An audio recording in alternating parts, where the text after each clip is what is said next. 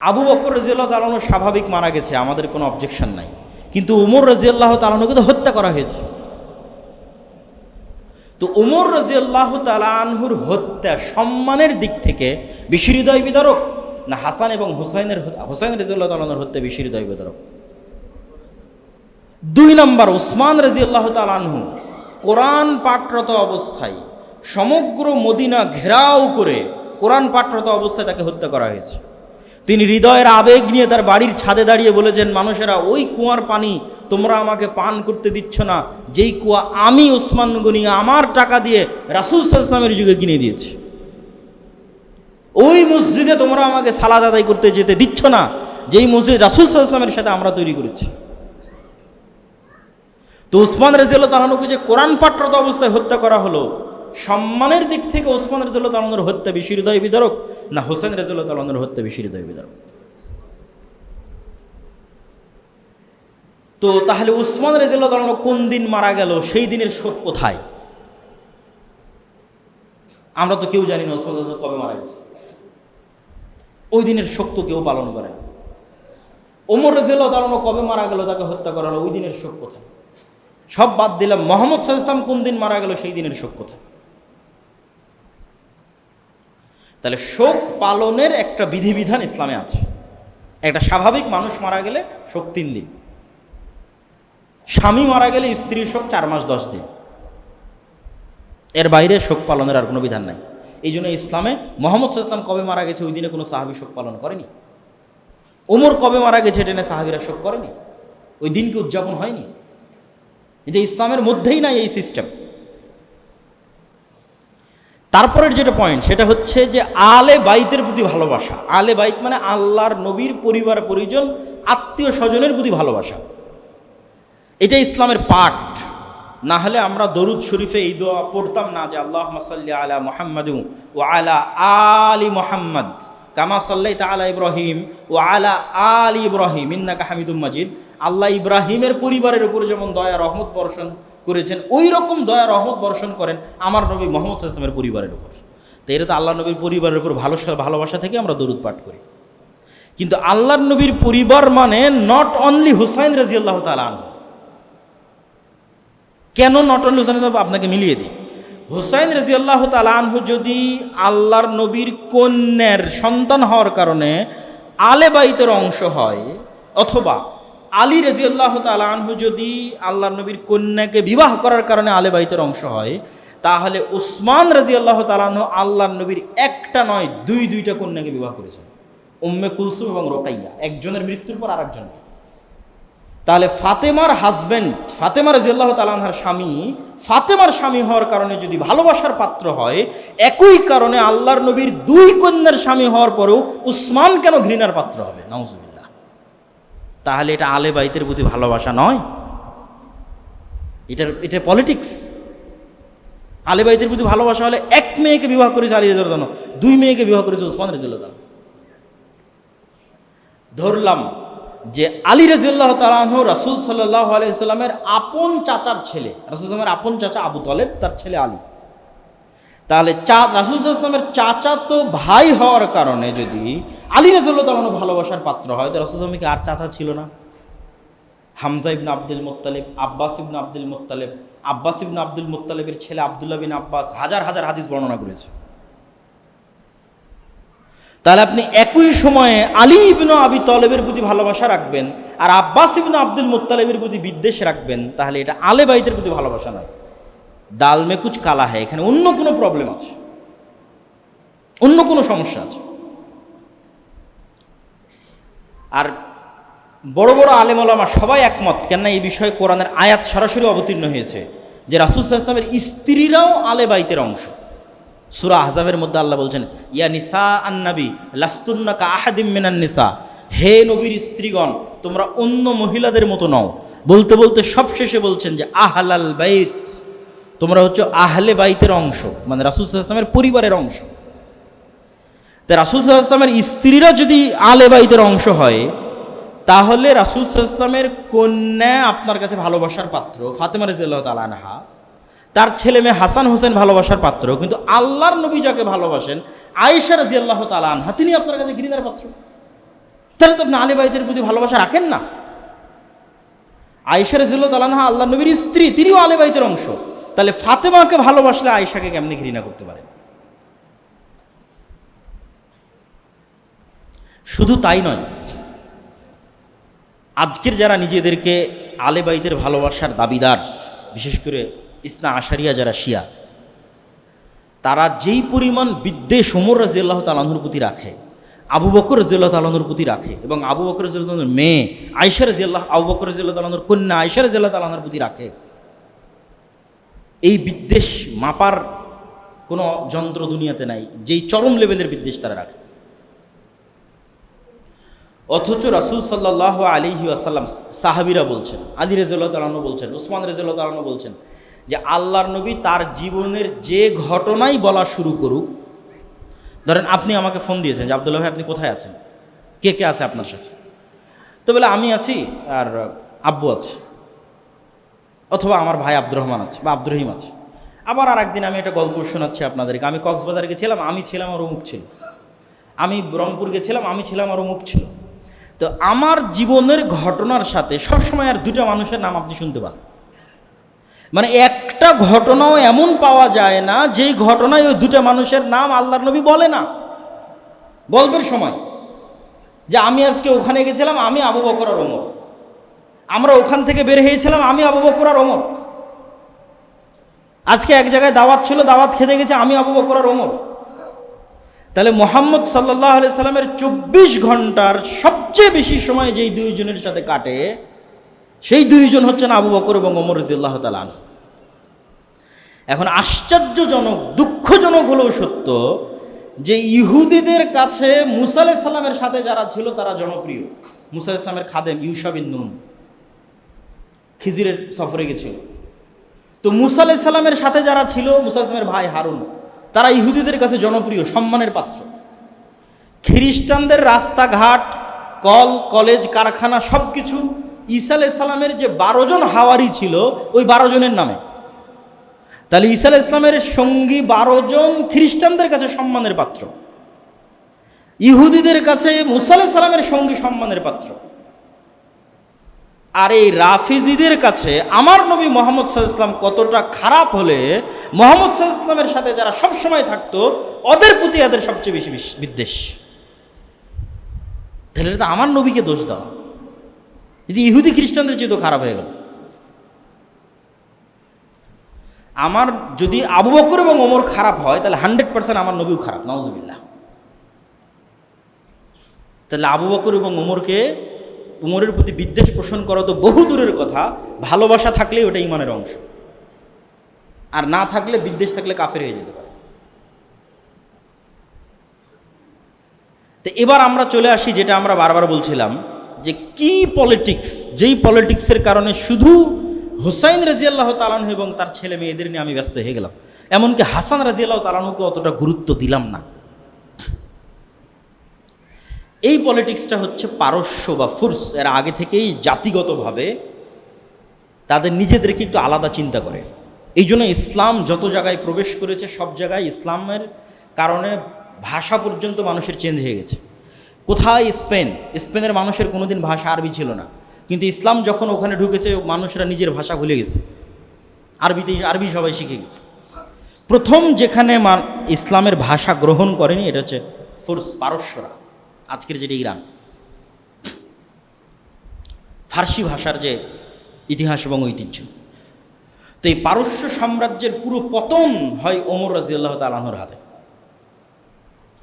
আর এই পারস্য সম্রাটের কোনো একজন কন্যায় যুদ্ধ বিজয়ের পর ওমর রাদিয়াল্লাহু তাআলা আনহু নিজে হুসাইন রাদিয়াল্লাহু তাআলা আনহুর সাথে বিবাহ দেন। এই লিঙ্কটা ওরা ঐতিহ্য হিসেবে ধারণ করেছে, যে আমাদের পারস্য সাম্রাজ্যের যে ইতিহাস, এই ইতিহাসের একটা পার্ট হুসাইন রাদিয়াল্লাহু তাআলার সাথে কানেক্ট হয়ে গেছে। ফলত হুসাইন রাদিয়াল্লাহু তাআলা আনহুকে সম্মান করা, গ্লোরিফাই করা, দ্যাট মিনস আমরা আমাদের অতীত পারস্য সাম্রাজ্যকে গ্লোরিফাই করতেছি। আর এই হৃদয় বিদারক গল্প বানিয়ে এইটার ভিকটিম করব হচ্ছে যারা পলিটিক্সে আমাদের বিরোধী, তাদেরকে ভিকটিম করব। আয়েশা রাদিয়াল্লাহু তাআলা আনহা, ওমর রাদিয়াল্লাহু তাআলা আনহু, ওসমান রাদিয়াল্লাহু তাআলা আনহু আলে বাইতের কারণে নয়। কেন আমি আগেই প্রমাণ দিয়েছি এনারা সবাই আলে বাইতের অংশ। এবং যাকে নিয়ে সবচেয়ে বেশি মতবিরোধ তার বিষয়ে একটা আশ্চর্যজনক তথ্য দিই। মুআবিয়া রাদিয়াল্লাহু তাআলা আনহু তো সাহাবী। মুআবিয়া রাদিয়াল্লাহু তাআলা আনহুর পিতা আবু সুফিয়ান সাহাবী। এইটা ঠিক যে আবু সুফিয়ান রাদিয়াল্লাহু তাআলা আনহু মক্কা বিজয়ের পূর্ব পর্যন্ত মক্কার কুরাইশদের সর্দার, বদরের যুদ্ধে আল্লাহর নবীর বিরুদ্ধে, উহুদের যুদ্ধে আল্লাহর নবীর বিরুদ্ধে নেতৃত্বে, খন্দকের যুদ্ধে আল্লাহর নবীর বিরুদ্ধে নেতৃত্বে, মানে মক্কার কুরাইশদের আবু জাহালের পরে সবচেয়ে বড় সর্দারের একজন আবু সুফিয়ান রাদিয়াল্লাহু তাআলা আনহু। কিন্তু মক্কা বিজয়ের সময় তিনি ইসলাম গ্রহণ করেন। তো এইটার কারণে কি তার প্রতি কোনো অসম্মান, তার প্রতি কোনো দোষ ত্রুটি দেওয়ার সুযোগ আছে কি না, এই প্রশ্নের উত্তর হচ্ছে যত সাহাবী ইসলাম গ্রহণ করেছে এরা সবাই আগে কোনো না কোনোভাবে মুহাম্মদ সাল্লাল্লাহু আলাইহি ওয়াসাল্লামের শত্রু ছিল। ওমর রাদিয়াল্লাহু তাআলা নিজেই ছিল, খালিদ বিন ওয়ালিদ নিজেই ছিল, আমর ইবনুল আস নিজেই ছিল।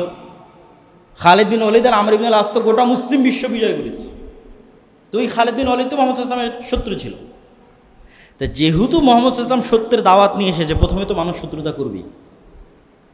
না হলে আবু জাহালের ছেলে ইকরিমা, তাকে কি করবেন আপনি, কি বলবেন?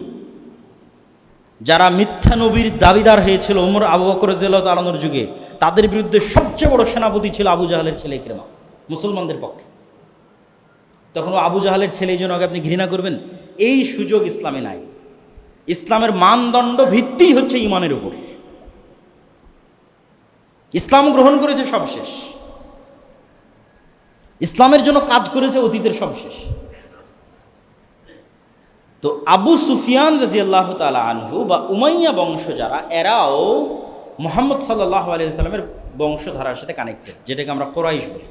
রাসূল সাল্লাল্লাহু আলাইহি ওয়াসাল্লামের পরদাদা হচ্ছে আব্দে মানাফ। আব্দে মানাফের দুই ছেলে, এক ছেলের নাম হাশেম আর এক ছেলের নাম আব্দে শামস। হাশেমের বংশধর হচ্ছে আব্দুল মুত্তালিব মুহাম্মদ সাল্লাল্লাহু আলাইহি ওয়াসাল্লাম, আর আব্দে শামসের বংশধর হচ্ছে উমাইয়া হারব আর আবু সুফিয়ান। তাহলে আবু সুফিয়ান এবং তাদের বংশধরেরা ইব্রাহিমী এবং ইসমাইলি রক্তের উত্তরসূরি, এবং মুহাম্মদ সাল্লাল্লাহু আলাইহি ওয়াসাল্লামের যে কুরাইশ বংশ, এই কুরাইশ বংশের উত্তরসূরি। এক নাম্বার। দুই নাম্বার, আবু সুফিয়ান রাদিয়াল্লাহু তাআলা আনহুর কন্যা উম্মে হাবিবা, এটা অনেকেই জানে না, অথচ এটা প্রতিষ্ঠিত সত্য, এটা জানা দরকার, মানুষের বলা দরকার যে আবু সুফিয়ান রাদিয়াল্লাহু তাআলা আনহুর কন্যা উম্মে হাবিবা, যিনি মুআবিয়া রাদিয়াল্লাহু তাআলা আনহুর বোন, তিনি রাসূল সাল্লাল্লাহু আলাইহি ওয়াসাল্লামের স্ত্রী। তো আবু সুফিয়ান রাসূল সাল্লাল্লাহু আলাইহি ওয়াসাল্লামের শ্বশুর, আর মুআবিয়া রাদিয়াল্লাহু রাসূল সাল্লাল্লাহু আলাইহি ওয়াসাল্লামের সম্বন্ধী অথবা শালা। তাহলে আপনি তাদেরকে কোথায় থেকে আলে বাইতের বাইরে বের করবেন আর তাদের প্রতি বিদ্বেষ পোষণ করবেন? তিন নাম্বার, সর্বশেষ, আবু সুফিয়ান রাদিয়াল্লাহু তাআলা আনহুর সাহাবী, মুআবিয়া রাদিয়াল্লাহু তাআলা আনহু রাসূল সাল্লাল্লাহু আলাইহি ওয়াসাল্লামের সাহাবী। একজন সালাফে সালেহিনের বক্তব্য দিয়ে এই পয়েন্টটা শেষ করব যে ওমর ইবনে আব্দুল আজিজ উমাইয়া বংশের একজন শাসক, যার ন্যায় পরায়ণতার কারণে মানুষ মনে করত যে তিনি পঞ্চম খলিফা হওয়ার যোগ্য। চারটে খোলাফায়ে রাশিদিনের পরে তিনি পঞ্চম খলিফা হবেন। তো তার সম্মান বাড়াতে বাড়াতে অনেকেই তাকে মুআবিয়া রাদিয়াল্লাহু তাআলা আনহুর চাইতে বেশি সম্মান দেওয়ার চেষ্টা করতেন। তখন সালাফে সালেহিনরা বললেন যে ওমর ইবনে আব্দুল আজিজের সারা জীবনের আমল আর মুআবিয়া রাদিয়াল্লাহু তাআলা আনহুর একটা রাকাত সালাত, একটা সিজদা, যা তিনি মুহাম্মদ সাল্লাল্লাহু আলাইহি সাল্লামের সাথে আদায় করেছেন, এমত অবস্থায় যে তিনি মুহাম্মদ সাল্লাল্লাহু আলাইহি সাল্লামকে নবী হিসেবে ঈমান রাখেন, বিশ্বাস রাখেন, আল্লাহকে রব এবং ইলাহ হিসেবে বিশ্বাস রাখেন, ওমর ইবনে আব্দুল আজিজের সারা জীবনের আমলের চেয়ে শ্রেষ্ঠ। আর এটার পিছনে আল্লাহ নবীর হাদিস দলিল।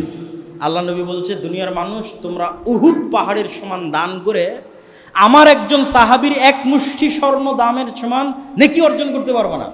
কেন? দান করলেই তো হলো না, অন্তরের কোয়ালিটিটা কোথায়, ইমানের কোয়ালিটিটা কোথায়? তাহলে এই জন্য সাহাবীদের সম্মান সর্বোচ্চ জায়গায় রাখতে হবে। আলী রাদিয়াল্লাহু তাআলা আনহুর প্রতি যেমন আমাদের ভালোবাসা থাকবে, হোসেন রাদিয়াল্লাহু তাআলা আনহুর প্রতিও থাকবে, মুআবিয়ার প্রতিও থাকবে, আবু সুফিয়ানের প্রতিও থাকবে রাদিয়াল্লাহু তাআলা আনহুম আজমাইন, আয়েশা রাদিয়াল্লাহু তাআলা আনহার প্রতিও থাকবে। এটাই আহলুস সুন্নাত ওয়াল জামাতের আকীদা, এবং এটাই শ্রেষ্ঠ এবং সত্য আকীদা। এইটার মধ্যে যে বিভেদ তৈরি করার চেষ্টা করা হবে, ওটাই পলিটিক্স। যে পলিটিক্স দিয়ে আমি গ্লোরিফাই করবো হোসেন রাদিয়াল্লাহু তাআলা আনহুকে, আর শত্রু বানাবো ওমর রাদিয়াল্লাহু তাআলা আনহুকে, শত্রু বানাবো উসমান রাদিয়াল্লাহু তাআলা আনহুকে, আলী রাদিয়াল্লাহু তাআলাকে গ্লোরিফাই করব, আর আলী রাদিয়াল্লাহু তাআলা নিজে বায়াত করলেন যে উসমানের হাতে, নিজে বায়াত করলেন যে ওমরের হাতে, নিজে বায়াত করলেন যে আবু বকরের হাতে, তাদেরকে শত্রু বানাবো, এটা পলিটিক্স, এইটার পার্ট হওয়া যাবে না।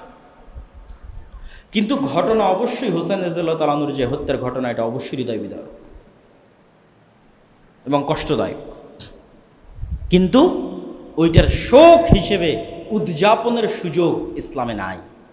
আর যখন এটা বাড়তে বাড়তে কোন লেভেলে চলে যায় যে আপনি ছুরি দিয়ে আপনার পিঠে আঘাত করে রক্তাক্ত করবেন, ছুরি দিয়ে আপনার মাথায় রক্তাক্ত করবেন, এটা তো আরও হারাম।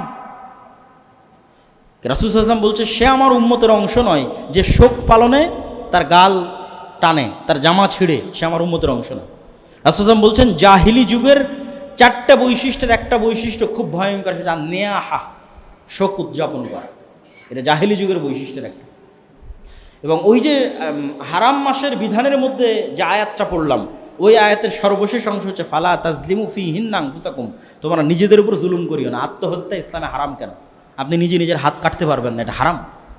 এটা মানুষের সম্মান, আমরা যে মানুষের সম্মানের আলোচনা করলাম, হারাম মাসের সম্মানের আলোচনা করলাম, তাহলে আপনি শোক পালন করতে গিয়ে, তাজিয়া মিছিল করতে গিয়ে নিজের উপর জুলুম করবেন, অত্যাচার করবেন, আর সেটা দিনের অংশ হবে জিনা, এটা সম্ভব না। তো প্রিয় উপস্থিতি, আমরা আমাদের আলোচনার সারমর্ম করি। আমাদের আলোচনার সারমর্ম হচ্ছে আমরা হারাম মাসের মধ্যে আছি।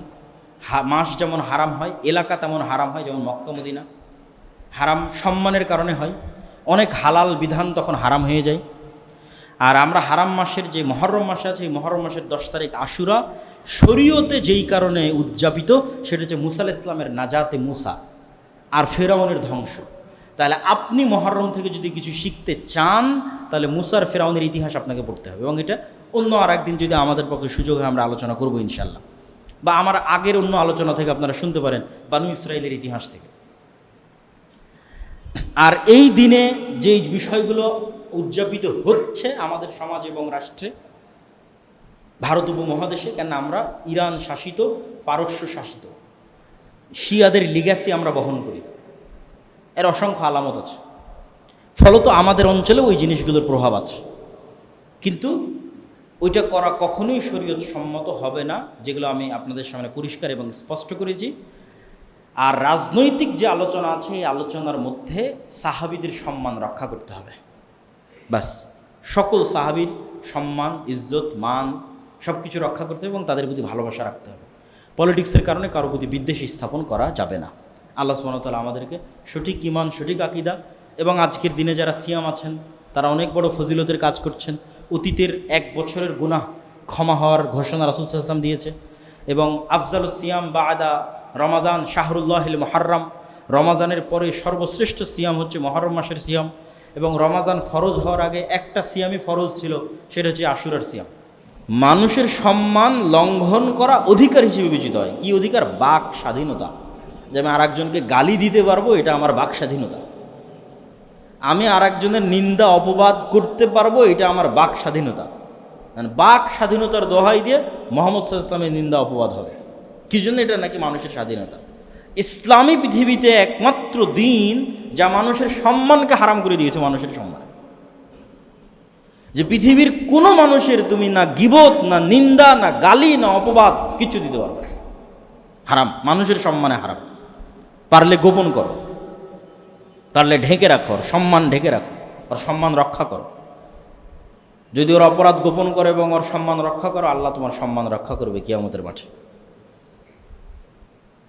আচ্ছা, মানুষের যে হারামটা, এটা লেভেলটা কোথায়, কত বড় মানুষের সম্মান। রাসূল সাল্লাল্লাহু আলাইহি ওয়াসাল্লাম বলছেন, লাহাদামুল কাবা আহওয়ানু ইনদাল্লাহ। একটা মানুষ নিজে হাতে কাবা ঘর ধ্বংস করে দিবে, এইটা আল্লাহর কাছে যত বড় গুনাহ, তার চাইতে একটা মানুষ আর এক মানুষকে হত্যা করবে, এটা তার চেয়ে বড় গুনাহ আল্লাহর কাছে। তাহলে আব্রাহা এসেছিল কাবা ঘর ধ্বংস করতে। আল্লাহ বলে, আলাম তারা কাইফা ফাআল রাব্বুকা বিআসহাবিল ফিল আলাম ইয়াজআল কাইদাহুম ফি তাজলিল। আবাবিল পাখি পাঠিয়ে তাকে ধ্বংস করে দেওয়া হলো কাবা ধ্বংস করতে চাওয়ার অপরাধে।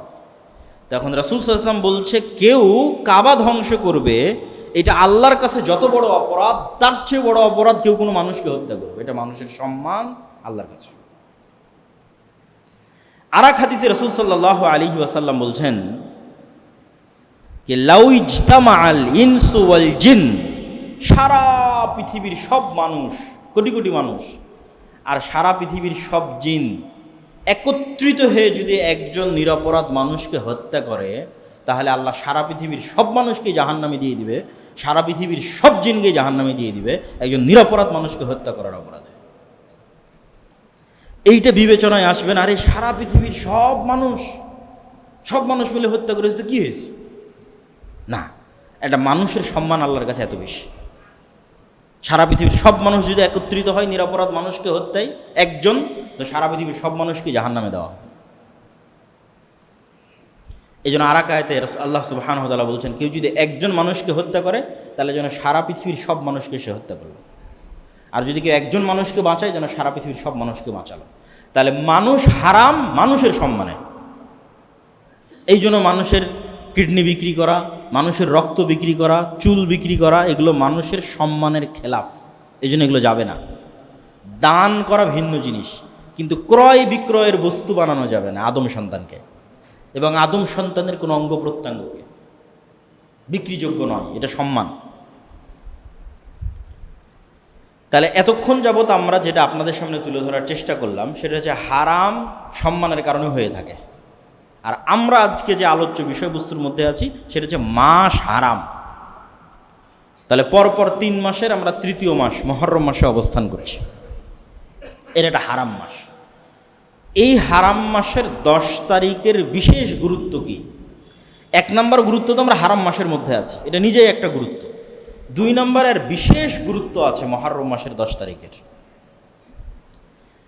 যদিও আমাদের পেপার পত্রিকা, রাষ্ট্রপ্রধান, প্রধানমন্ত্রীর বাণী, জাতীয় অনুষ্ঠান সব কিছু পালিত হবে অথবা উদযাপিত হবে কারবালা কেন্দ্রিক। আশুরা মুহররম, দ্যাট মিন্স কারবালা। এটা ঠিক যে মুহররম মাসের 10 তারিখে কারবালায় একটা ঘটনা ঘটেছিল, যেটাও আমরা বলবো, কিন্তু সেই ঘটনাটা ঘটেছিল রাসূল সাল্লাল্লাহু আলাইহি ওয়াসাল্লামের মৃত্যুর প্রায় 50 বছর পরে। তাহলে রাসূল সাল্লাল্লাহু আলাইহি ওয়াসাল্লামের মৃত্যুর পরে যে ঘটনা ঘটবে সেই ঘটনা শরীয়তের অন্তর্ভুক্ত হওয়ার আর চান্স নাই। এটা যদি আমি বুঝাতে না পারি এটা আমার ব্যর্থতা। যে মুহাম্মদ সাল্লাল্লাহু আলাইহি ওয়াসাল্লাম মারা গেছে মানে ওহীর দরজা বন্ধ হয়ে গেছে। কোরআন ইজ কমপ্লিট, হাদিস ইজ কমপ্লিট। যত আইন, ল, শারিয়া, বিধিবিধান, হালাল হারাম, সুন্নাত, ফরজ সব কমপ্লিট। এখন মুহাম্মদ সাল্লাল্লাহু আলাইহি ওয়াসাল্লামের মৃত্যুর 1 সেকেন্ড পরেও পাল্টা আবার কোনো কিছু ইসলামের মধ্যে ঢুকবে, এটার আর সুযোগ নাই। কিন্তু ঢুকতে হলে তো মুহাম্মদ সাল্লাল্লাহু আলাইহি ওয়াসাল্লামের মুখ দিয়ে ঢুকতে হবে। হয় কোরআনের আয়াত নাই হাদিস, উনি তো নাই। তাহলে যে ঘটনাটা ওনার মৃত্যুর 50 বছর পরে ঘটতেছে সেটার তো আর কোনো চান্সই নাই যে এটা ইনক্লুডেড হবে ইসলামী শরিয়ার মধ্যে। ইসলামী শরিয়ার ফরজ, নফল, সুন্নাতের মধ্যে ইনক্লুডেড হবে, সংযুক্ত হবে, এটার কোনো চান্স নাই। কেন? ঘটনা ঘটতেছে 50 বছর পর। ঘটনা যতই হৃদয় বিদারক হোক, ঘটনা যতই কষ্টদায়ক হোক, কিন্তু ওই ঘটনার ইসলামী শরিয়ার অন্তর্ভুক্ত হওয়ার, সুন্নাত, নফল, ফরজ হওয়ার আর কোনো চান্স নাই। তাহলে এতটুকু নিশ্চিত যে আশুরা মুহররম নিয়ে যদি কোনো হাদিস থেকে থাকে অবশ্যই সেটা কারবালা নিয়ে হবে না। আশুরা মুহররম নিয়ে যদি কোনো কোরআনের আয়াত থেকে থাকে অবশ্যই সেটা কারবালা নিয়ে হবে না। কেন? এটা ঘটতেছে কোরআন অবতীর্ণ হওয়া শেষ হওয়ার পরে, হাদিস অবতীর্ণ হওয়া শেষ হওয়ার পরে কতদিন? 50 বছর পর। তাহলে আশুরা মুহররম মাসের 10 তারিখের কোনো কিছু যদি শরীয়তের অন্তর্ভুক্ত হয়ে থাকে মুহাম্মদ সাল্লাল্লাহু আলাইহি ওয়াসাল্লামের মুখ দিয়ে অথবা কোরআনের আয়াত দিয়ে, তাহলে কারবালা বাদে অন্য কিছু, এতটুকু নিশ্চিত। সেটা কি? সেটা হচ্ছে রাসূল সাল্লাল্লাহু আলাইহি ওয়াসাল্লাম যখন মক্কা থেকে মদিনায় হিজরত করলেন, মক্কায় বসবাস করত মুশরিকেরা। আহলে কিতাবের সংখ্যা মক্কায় তেমন একটা ছিল না। আহলে কিতাব মানে যারা আল্লাহর কিতাব পেয়েছে, নবী পেয়েছে। তো মক্কার মানুষ ইসমাইল আলাইহিসসালাতু ওয়াসসালামের পর থেকে মুহাম্মদ সাল্লাল্লাহু আলাইহি ওয়াসাল্লাম পর্যন্ত কোনো নবী পায়নি, কোনো কিতাবও পায়নি। ইসমাইলের বংশে মুহাম্মদ সাল্লাল্লাহু আলাইহি ওয়াসাল্লাম ছাড়া কেউ নবীর দাবিই করেনি। তাহলে ইসমাইলের পরে প্রায় 3000 বছর কোনো নবী নাই, কোনো কিতাব নেই। কিন্তু ইব্রাহিম এবং ইসমাইলের স্মৃতি আছে, তাদের রেখে যাওয়া কিছু নিয়ম কানুন, আদর্শ বিকৃত অবিকৃত অবস্থায় আছে। তো মুহাম্মদ সাল্লাল্লাহু আলাইহি ওয়াসাল্লাম যখন মক্কা থেকে হিজরত করে মদিনায় গেলেন, মদিনায় আহলে কিতাবরা ছিল, খ্রিস্টানেরা ছিল, ইহুদিরা ছিল। তো ইহুদিরা একটা দিনে সিয়াম পালন করে, এখনও করে, ইয়ম কিপ্পুর নামে। ইহুদিরা ওই দিনে রোজা রাখে। তো রাসূল সাল্লাল্লাহু আলাইহি ওয়াসাল্লাম বললেন, এটা কিসের সিয়াম তোমরা এই দিনে রোজা রাখতেছো? তো বলে, এই দিন সেই দিন যেই দিন আল্লাহ সুবহানাহু তাআলা মূসা আলাইহিস সালাতু ওয়াস সালামকে মুক্তি দিয়েছিলেন ফিরআউনের কবল থেকে। যেমন কোরআনের আয়াতে আল্লাহ বলছে, ওয়াইয নাজ্জাইনাকুম মিন আলি ফিরআউন ইয়াসুমুনাকুম সুআল আযাব ইউযাব্বিহুনা আবনাকুম ওয়া ইস্তাহইয়ুনা নিসাআকুম ওয়া ফি যালিকুম বালাউম মির রাব্বিকুম আযীম। হে বানু ইসরাইল, স্মরণ করো সেই দিনের কথা, ওয়াইয নাজ্জাইনাকুম মিন আলি ফিরআউন, যেদিন ফিরআউনের কবল থেকে আমি আল্লাহ তোমাদের মুক্তি দিয়েছিলাম। কোন ফিরআউন জানো? ইউযাব্বিহুনা আবনাকুম, তোমাদের ছেলে সন্তানদের জবাই করতো ওই ফিরআউন। ওয়া ইস্তাহইয়ুনা নিসাআকুম, আর তোমাদের মেয়েদের বাঁচিয়ে রাখতো ওই ফিরআউন। ছেলেদের কেন হত্যা করতো, মেয়েদের কেন বাঁচিয়ে রাখতো? ছেলেদের হত্যা করতো এই আশঙ্কায় যে বানু ইসরায়েলের মধ্যেই ওই ছেলের জন্ম হবে যার হাতে ফিরআউনের পতন হবে, এই আশঙ্কায় ছেলেদের হত্যা করতো। মেয়েদের বাঁচিয়ে রাখতো কেন? একটা কওমের কে যে গোলাম বানানো হয়েছে এর সবচেয়ে বড় আলামত তখন ফুটে ওঠে যখন ওই কওমের মেয়েরা গোলাম, দাসী। একদিকে পুরুষ হত্যা আর একদিকে মেয়েদেরকে দাসী হিসেবে ফিরআউন এবং তার যারা লোকজন আছে তারা ব্যবহার করবে, কাজ করাবে। এর চেয়ে বড় অপমান আর কি হতে পারে? তো এইরকম ভয়াবহ ফিরআউনের কবল থেকে আমি তোমাদের মুক্তি দিয়েছি। ওয়াইদ ফারাকনা বিকুমুল বাহরা, যখন আমরা সমুদ্রকে চিরে দিয়েছিলাম। ওয়াগরাকনা আলা ফিরআউন, আর ওই সমুদ্রে ফিরআউন এবং তার সেনাবাহিনীকে ডুবিয়ে দিয়েছিলাম। তো পৃথিবীর ইতিহাসে যতগুলো বড় ঘটনা হতে পারে, বড় ঘটনা, তার মধ্যে একটা বিশাল বড় ঘটনা হচ্ছে সমুদ্র চিরে রাস্তা তৈরি হয়ে একদল মানুষ মুক্তি পাচ্ছে, আর ওই রাস্তার মধ্যে আর এক পৃথিবীর সবচেয়ে প্রতাপশালী শাসকদের একজন ডুবে মরতেছে এট এ টাইম, একই সময়ে। যে পৃথিবীর ইতিহাসের বড় ঘটনাগুলোর একটা বড় ঘটনা। তো রাসূল সাল্লাল্লাহু আলাইহি ওয়াসাল্লাম বললেন, যদি এই দিন সেই দিন হয়ে থাকে তাহলে আনা আহাক্কু বিমূসা মিনকুম, তাহলে মূসার খুশিতে খুশি হওয়ার হকদার আমি বেশি তোমাদের চাইতে। অতএব এই দিনে আমিও সিয়াম পালন করব। তাহলে মুহররমের 10 তারিখ তথা আজকে আমরা যেই দিনে অবস্থান করছি, আজ শুক্রবার মুহররম মাসের 10 তারিখে আমরা অবস্থান করছি, এই 10 তারিখ শরীয়তের মধ্যে ইনক্লুডেড যেই বিধান নিয়ে, কানেক্টেড যেই বিধান নিয়ে, সেই বিধানটার নাম হচ্ছে আজকের দিনে আল্লাহ মূসা আলাইহিস সালাতু ওয়াস সালামকে নাজাত দিয়েছিলেন, ফিরআউনকে ডুবিয়েছিলেন। সেটার শুকরিয়া স্বরূপ মূসা আলাইহিস সালাম প্রতি বছর এই দিনে সিয়াম পালন করতেন, এই দিনে সিয়াম পালন করতেন। তারই শুকরিয়া স্বরূপ মুহাম্মদ সাল্লাল্লাহু আলাইহি সাল্লাম এই দিনে সিয়াম শুরু করেছেন। মানুষ যেন মনে না করে যে হুবহু আহলে কিতাবের অনুসরণ হচ্ছে, এই জন্য এর আগে অথবা এর পরে আর একদিন তিনি বাড়িয়ে দিয়েছেন। তাহলে আশুরা মুহররম মাসের 10 তারিখ মূসা আলাইহিস সালামের মুক্তির জন্য স্মরণীয়, ফিরআউনের ধ্বংসের জন্য স্মরণীয়। এবং ওই শিক্ষাটা আমাদের নিতে হবে যে এই দিনটা যদি আমি স্মরণ করতে চাই তাহলে শিক্ষায় কোথায় ফিরে যেতে হবে? মূসার ফিরআউনের ঘটনা, যেটা আজকে আমাদের জন্য এই জুমার খুতবে আলোচনা করা অনেক সময় সাপেক্ষ ব্যাপার। আমি আগের বহু বক্তব্যে বানু ইসরায়েলের লম্বা ইতিহাস আলোচনা করেছি এবং বানু ইসরায়েলের ইতিহাস থেকে আমাদের জন্য কী শিক্ষণীয়তা আলোচনা করেছি। তো আমরা আজকের দিন থেকে যদি কোনো শিক্ষা নিতে চাই, এই শিক্ষাটা মূসার ফিরআউনের পুরো জীবনী থেকে নিতে হবে। কেন আল্লাহ কোরআন যেই নবীর ঘটনা দিয়ে পরিপূর্ণ করে রেখেছে, সবচেয়ে বেশি কোরআনে যেই নবীর ঘটনা আলোচিত হয়েছে সেটা মূসার ফিরআউন। আর অন্য কোনো নবীর ঘটনা, আর অন্য কোনো জাতির ঘটনা এত বেশি কোরআনে আলোচিত হয়নি যত আলোচিত হয়েছে বানু ইসরাইল, মূসা, ফিরআউন। অতএব এখানে আমাদের জন্য শিক্ষা আছে। এই শিক্ষাটাই এই আশুরা মুহররমের দিনে আমাদের নিতে হবে। সেটা আমরা অন্য কোনো দিন আলোচনা করবো ইনশাআল্লাহ। এবার আমরা চলে যাই পরের পয়েন্টে।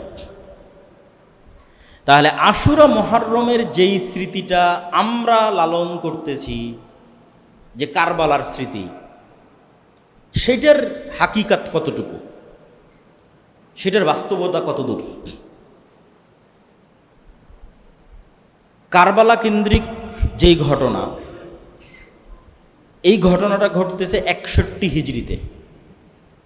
রাসূল সাল্লাল্লাহু আলাইহি ওয়াসাল্লামের মৃত্যুর পরে উনি কোনো খলিফা নির্ধারণ করে যাননি যে আমার পরে উমুকে খলিফা হবে, কোনো নাম নির্ধারণ করেন।